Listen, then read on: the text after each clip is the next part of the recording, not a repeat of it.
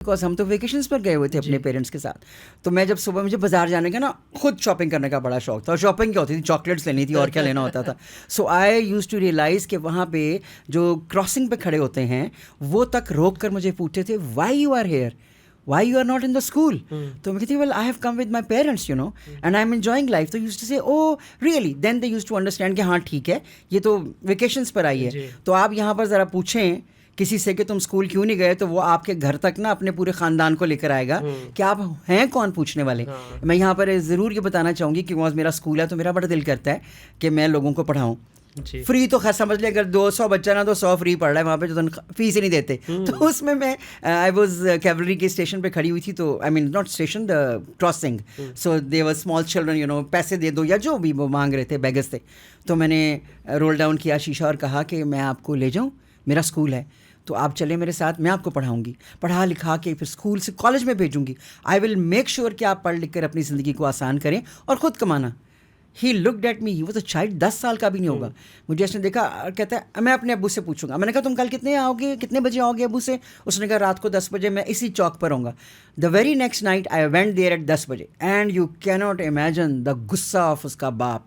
उसने आकर मुझे कहा पंजाबी में, तुसी होंदे कौन हो? शुक्र है उसने तुसी कह दिया, वरना कहना तू करके बात करता। मैंने कहा तुसी होंदे कौन हो मेरे बच्चे नू भैड़ी लाइन ते लाने ले। मैंने कहा वो पढ़ लिख जाएगा, ये मांग रहा है, ये तो इज्जत की बात नहीं है। उसने कहा नहीं जी इज्जत रहने दो, हमने पैसा कमाना है और ऐसे ही कमाना है। तो आप किसकी ट्रेनिंग करेंगे?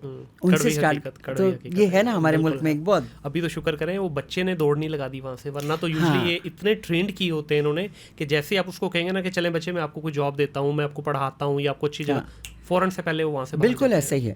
बिकॉज उनको ट्रेनिंग है ना कि तुमने पैसा कमा के घर लाना है। बिल्कुल माफिया है बहुत बड़ा। खैर ये एक डिफरेंट टॉपिक है, ये इस पे भी मैं इंशाल्लाह डेफिनेटली चाहूँगा कभी बात करना किसी अपने गेस्ट से। जी मैम, दोबारा हम आते हैं आपकी डिग्रीज़ की तरफ, जो बहुत सारे आपने सर्टिफिकेशंस भी की, तो उन पर भी ज़रा थोड़ी रोशनी डालिए प्लीज़। अच्छा, जैसे मैंने आपसे बताया कि जो बेसिक एजुकेशन है वो मास्टर्स है जी। BA कर लिया, फिर उसके बाद MA किया और उसमें मुझे बहुत ज़्यादा शौक था। And I was taken the best student of my Punjab university and everybody used to say अल्लाह पाक का बड़ा करम एहसान था कि मेरी रिटन पावर और स्पोकन स्किल्स बहुत ज़्यादा थी और मेरी डिस्टिंक्शंस थी 11 में से 9, which was a record in the university. क्योंकि मैंने कहा ना कि मुझे पढ़ने का बहुत शौक था और लिखने का उससे भी ज़्यादा।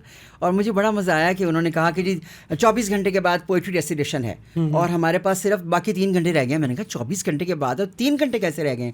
उसने कहा क्योंकि 3 घंटे में हमारे जो डायरेक्टर थे पंजाब यूनिवर्सिटी के, कि 3 घंटे इसलिए रह गए हमारे पास कि हमने डिसाइड करना है कि कौन जाएगा। गवर्नमेंट कॉलेज में जाना था। लो जी, सादिया मैंने तो कभी ज़िंदगी में पोइट्री लिखी नहीं थी। मैंने कहा लिखनी भी खुद है, so you are going to write in front of me. तो अभी सैट और मैंने वो लिखी उसी वक्त। मैं कि बहुत प्यारे हैं, अल्लाह पाक ना मदद फरमाते हैं। तो वो इतनी ज़बरदस्त, उन्होंने कहा इसको तो कुछ भी एडिटिंग की ज़रूरत नहीं है, okay go. I went in the government college, वो भरी हुई थी दुनिया और मेरा भी अल्लाह पाक ने लिखा हुआ था।